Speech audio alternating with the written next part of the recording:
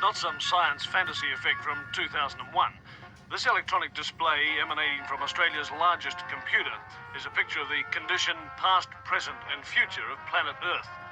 The program was originally devised by a scientist working from the Massachusetts Institute of Technology, J. Forrester. It was developed under the auspices of the Club of Rome by an MIT research team to present a complex model of the world and what we humans are doing to it. The program, called World 1, doesn't pretend to be a precise forecast. What it does for the first time in man's history on the planet is to look at the world as one system. It shows that Earth cannot sustain present population and industrial growth for much more than a few decades. It shows that simply cleaning up our car exhausts and making some small effort to limit our families simply isn't enough. It's like an electronic guided tour of our global behavior since 1900 and where that behavior will lead us. Well, this is the printed version of what we've just seen on the television screen. What looks at first to be just a maze of computer characteristics is really a system of very simple graphs which project what's going to happen to the planet over the next 150 years if we don't do something drastic to stop it. Down the left-hand side of the graph is the date, 1900, 1940, 1980, 2020, right down to 2060. Now, each of these lines of letters represents a curve showing some aspect of the condition of the planet. The further out this way they go, the greater that figure is. The further this way, the less. For example, P represents population. So here it is at 1900. And then it comes up to 1940, it starts to take off. Here we are at 1980, up to the turn of the century, and then it starts to peter off. Let's now have a look at this next curve, the Q curve, which is the quality of life. And this is represented by, for example, the amount of space people have, the amount of money they have to spend, the amount of food they have to eat. Now, it increases rapidly up to 1940, but from 1940 on, the quality of life diminishes. And here we are about the turn of the century, and we come up to the year 2020, and it's really come right back.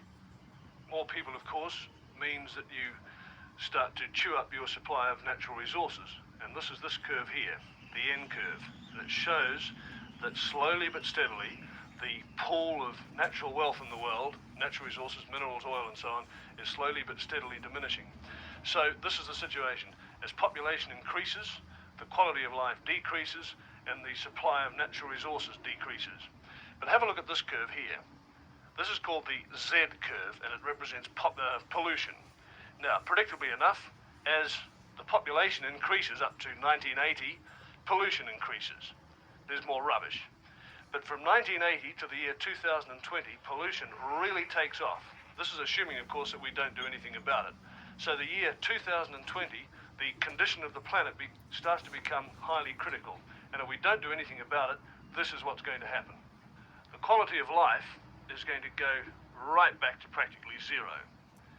Pollution is going to become so serious, right out here, that it will start to kill.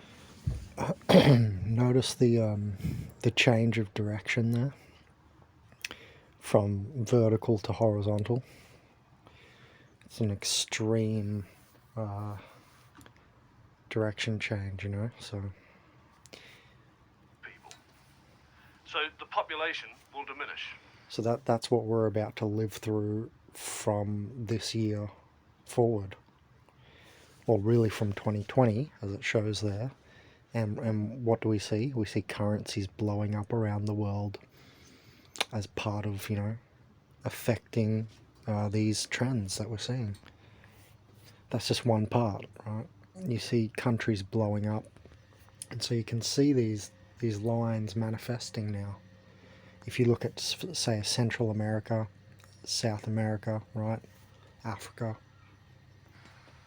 Right back here, less than it was in the year 90. So it's begun there because they don't have an artificial bubble like we do in Australia and America. Like we live in a type of, you know, very artificial bubble still. And at this stage, around about the year 2040, 2050... Don't forget that in an apocalypse video I said 2040's and 2050's will be the worst of the apocalypse. because I sense technology coming in to save the day just after, and I based that 2040, 2050 period to be the worst of this apocalypse because the video I was watching on the Ganges River in India drying up, and I'm sure you're all aware of the population over there and can put that into the figures. Civilized life as we know it on this planet will cease to exist. Well, hopefully, quality of life is going to go right back to practically zero. Pollution is going to become so serious right out here. That's why health focus is so important, right? That it will start to kill people. So the population will diminish. Right back here, less than it was in the year 1900. And at this stage, around about the year 2040, 2050, civilized life as we know it on this planet will cease to exist. Well, hopefully, of course, it won't be allowed to happen.